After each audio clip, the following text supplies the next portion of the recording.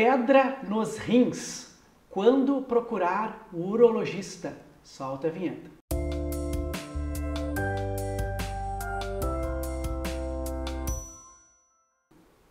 Tudo bem, pessoal? Dr. Matheus. Esse é o quarto e último episódio dessa série de vídeos do Além da Endocrinologia com o Dr. Guilherme Mota, urologista aqui de Santa Maria, meu colega. E a gente já conversou sobre balanopostite, né, Guilherme, sobre hiperplasia de próstata, sobre cirurgia da adrenal. E agora vamos conversar um pouquinho sobre, eu acho que outro tema bem interessante dentro da urologia, que são pedras, cálculos renais, né, litíase. Acho que talvez seja a principal dúvida dos pacientes, assim, né, é por que essas pedras se formam, né, e quando que precisa consultar com um urologista, assim, além daqueles momentos que às vezes as pessoas, né, tô com dor e tal, vai na emergência, mas quando precisa ir no urologista, assim, que tem indicação para fazer uma avaliação complementar, eventualmente algum procedimento, alguma coisa assim. Tá, perfeito. Bom, o rim, né, ele controla diversos eletrólitos que estão circulando no nosso sangue. Esse excesso de eletrólitos ele vai ser eliminado do corpo na urina. Tá? Então, são eletrólitos que são eliminados na urina, que se eles estiverem, né, num ambiente com pouca água, né, então se o paciente toma pouca água, né, a urina dele vai estar concentrada desses eletrólitos. E aí tem uma série de eletrólitos que pode precipitar, eles podem cristalizar e formar então os chamados cálculos ou pedras. Né? Então são eletrólitos que o próprio paciente está eliminando, né? Só que costuma ter esse desbalanço com a ingesta de líquido. Então, a maioria das vezes é, né, a questão do paciente tomar pouco líquido e ter um excesso de alguma desses eletrólitos. Um dos casos que dentro da endocrinologia a gente acaba vendo eventualmente é o hiperparatireoidismo, né? Que é uma doença em que a paratireoide produz o PTH em excesso, começa a mobilizar cálcio do osso, mesmo o rim reabsorvendo mais, é tanto cálcio que acaba vazando, entre aspas, na urina, né, Guilherme? E aí pode formar esses cálculos aí, o oxalato de cálcio é um deles, né? Mas tem outros cálculos, né? Porque às vezes os pacientes eliminam o cálculo e tem exames que avaliam o cálculo, né? Assim, é cálcio, é ácido úrico, né? Sim. Quando que você faz esse tipo de avaliação, assim, de análise da pedra em si, Guilherme? Tá. Todo paciente que tem um episódio de passagem de cálculo renal, né, ou que tem um cálculo que foi identificado no rim, né, esse paciente ele tem indicação de fazer uma avaliação, que a gente chama de avaliação metabólica. Sim. Tá? Então existe um exame específico que vai estudar então a urina do paciente, é um exame que é uma urina que é coletada durante 24 horas, então um exame bem específico para cálculo. Bem chatinho de fazer. fazer. Chato, o paciente tem que levar para casa e ficar o dia inteiro, né, quando for no banheiro tem que, na verdade, urinar nesse frasco. E exame de sangue também, tá? Então, esse é um exame para avaliar se o paciente tem algum distúrbio ocorrendo. Sim. Porque a maioria das vezes, essa avaliação é bem normal, tá? Porque o paciente não está tomando muito líquido. Sim. Mas algumas vezes o paciente toma bastante líquido e mesmo assim forma. Então a gente vai ter que pensar que algum distúrbio está acontecendo. Então a gente tem situações de excesso de eliminação de cálcio na urina. Sim. Pode ser algo do próprio rim do paciente, pode ser secundário a alguma doença hormonal, como então tu mesmo citaste, o hiperpara. Tem pacientes que tomam suplementação excessiva de vitamina D, pode piorar. Sim. De vitamina C também. Tá? A vitamina C em excesso, ela é metabolizada e ela libera muito oxalato. Então, tem uma série de situações. Tu tocou num ponto bem interessante, né? Porque essas vitaminas, por estarem disponíveis na farmácia e balcão, às vezes as pessoas estão usando ali e tá com problema renal e não sabe que pode estar associado a elas, né? As pessoas têm muito conceito de que não faz mal porque é vitamina, né? Sim, mas sim. Pode fazer. A gente tem outras situações, a gente tem doenças, por exemplo, do intestino, o paciente que fez cirurgia bariátrica, que fica com alteração na absorção, né, dos eletrólitos, ele vai absorver muito oxalato. Sim. Ele vai acabar eliminando isso na urina. A gente tem isso, só disso que eu falei até agora, foi só de oxalato de cálcio. Sim, só oxalato de cálcio. A gente tem situações, então, do paciente ter excesso de ácido úrico. Sim. Né? Então, o ácido úrico, ele pode se depositar nas articulações do paciente e o paciente tem uma crise de gota. Sim. Mas tem pacientes que o rim dá conta desse excesso de ácido úrico e elimina na urina. Então, o paciente acaba se escapando, assim, salvando da gota, mas ele pode formar pedra. Né? Então, existem cálculos, pedras de ácido úrico. E também tem pedras que são as próprias bactérias, que não tem? Tem pedras, né? As pedras de estruvita, Sim. que são de fosfato, amônio e magnésio, né? Que são cálculos que são formados por algumas bactérias, a mais comum delas é o proteus. Sim. São bactérias que acabam eliminando alguma substância na urina e que podem fazer com que esses eletrólitos se juntem, né? Então, costumam ser cálculos bem grandes, né, os chamados cálculos coraliformes. Sim. Né? Então, é outra situação também. Tem pessoas que têm problemas de metabolismo de proteínas, como a cistinúria.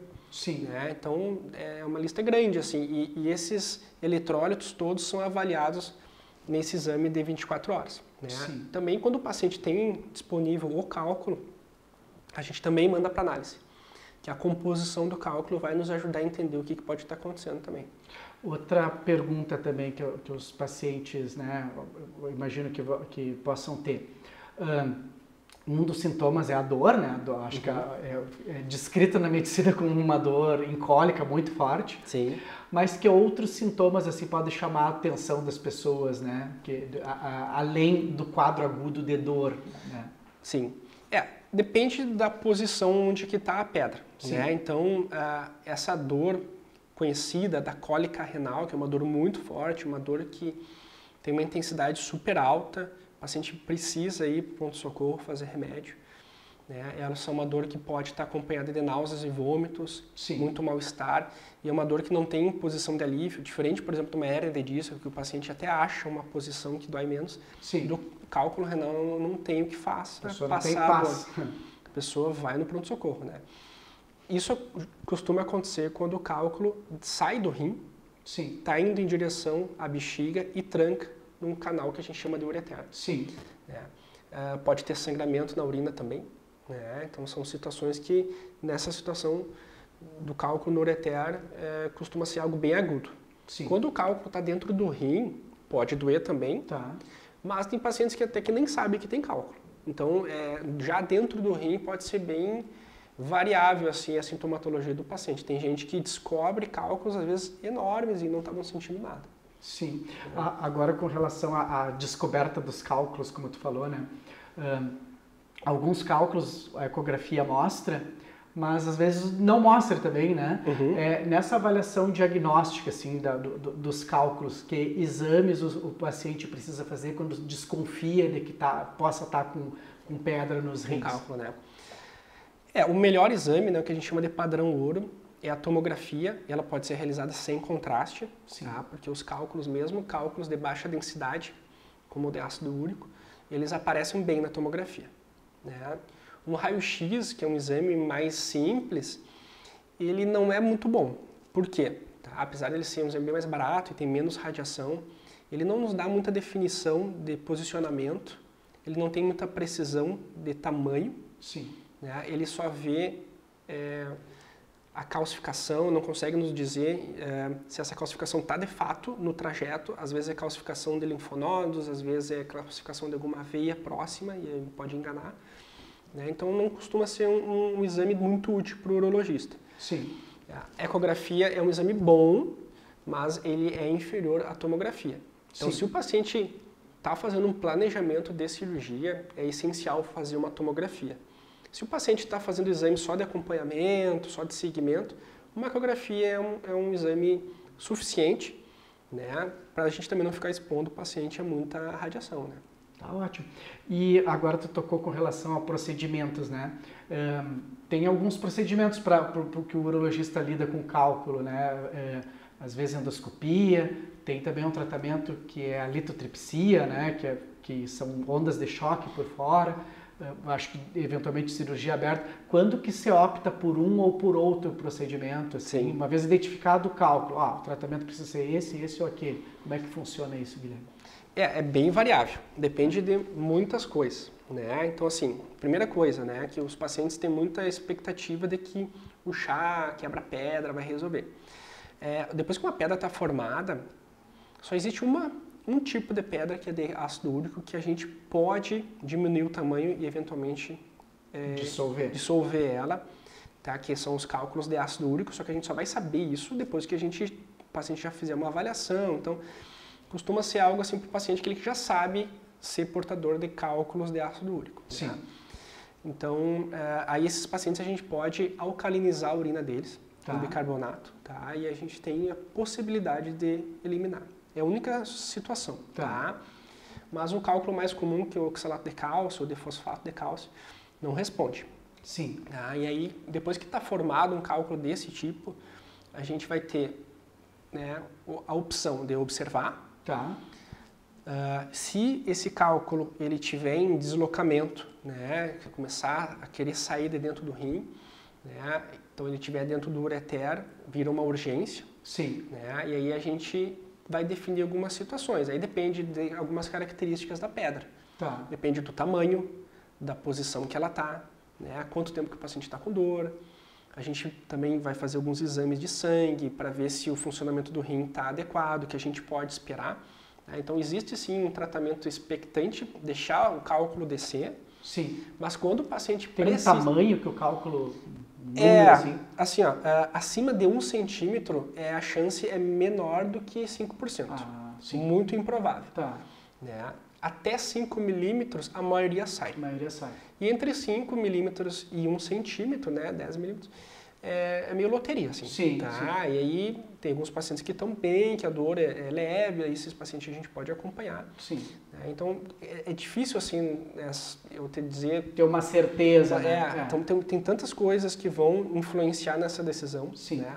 Mas em relação aos tipos de procedimentos, né, a gente tem também vários tipos de cirurgia, elas têm nomes até parecidos, às vezes o paciente lê na internet e entende uma coisa. Sim. Então a gente tem a litotripsia extracorpórea, Tá. que é uma modalidade que a gente está usando cada vez menos, mas ela ainda existe. Sim. Que é uma máquina que ela vai encostar na região lombar do paciente e vai emitir uma energia mecânica. Sim.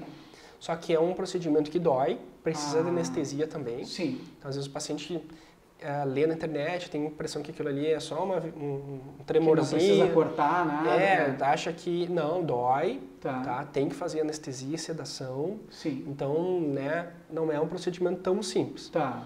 Por que a gente tem utilizado menos? Por quê? Ele não tem tanta taxa de resolução contra as outras modalidades. Né? Então, por exemplo, a ureteroscopia, que é uma endoscopia que vai ver a bexiga, o ureter e o rim do paciente, tem uma taxa de resolução maior. Puxa por dentro. A gente vai até a pedra, a gente fragmenta ela com laser, né? E aí a gente ou deixa ela bem fininha, tipo uma areiazinha, e ela sai sozinha, ou a gente pode realmente pegar os fragmentos e remover. Então essa é a modalidade que está crescendo cada vez mais. Sim.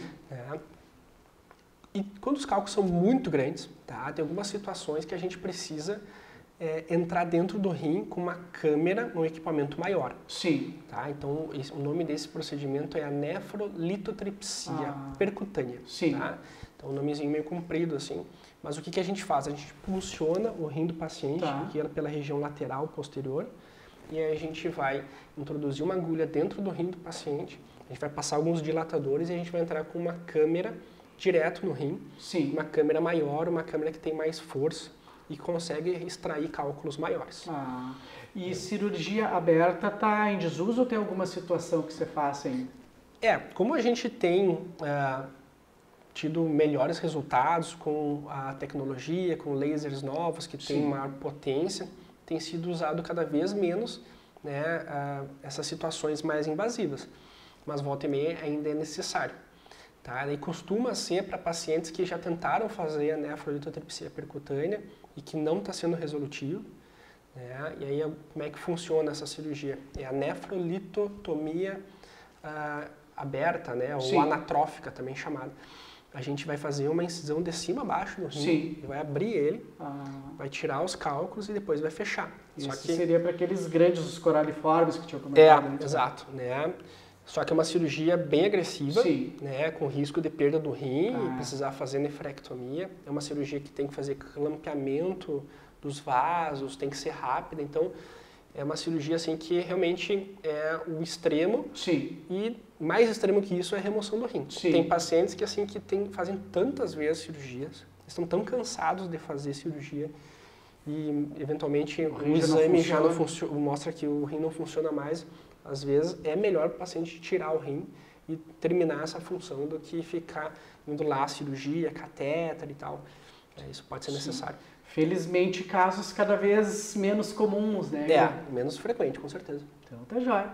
Então, pessoal, chegamos ao fim, né, Guilherme, dessa nossa série aí dos 4 vídeos. Como é o último vídeo, quem não assistiu os anteriores, eu acho que vale a pena assistir, tem bastante informação, né, Guilherme? Aproveitando para agradecer a tua disponibilidade, aí trouxe um monte de informação pra gente. Principalmente na saúde masculina, né, Guilherme, que como a gente já conversou em outros vídeos ali, o homem tem esse negócio assim de ter dificuldade em consultar, né? A gente que é homem tem que acabar com esse mito, você tem que procurar o médico urologista, mesmo um clínico, assim, tem que ter a cultura de cuidar da saúde, né? Principalmente dessa parte relacionada à próstata. Então, eu te agradeço novamente, tá, Guilherme? E era isso, né, pessoal? Espero que vocês tenham gostado dessa série de vídeos. Quem gostou aí pode curtir, compartilhar, se inscrever no canal. Me seguir nas redes sociais, procurar o Guilherme também, seguir ele também. Isso aí ajuda bastante a informação boa chegar nas pessoas. Um abraço e até a próxima!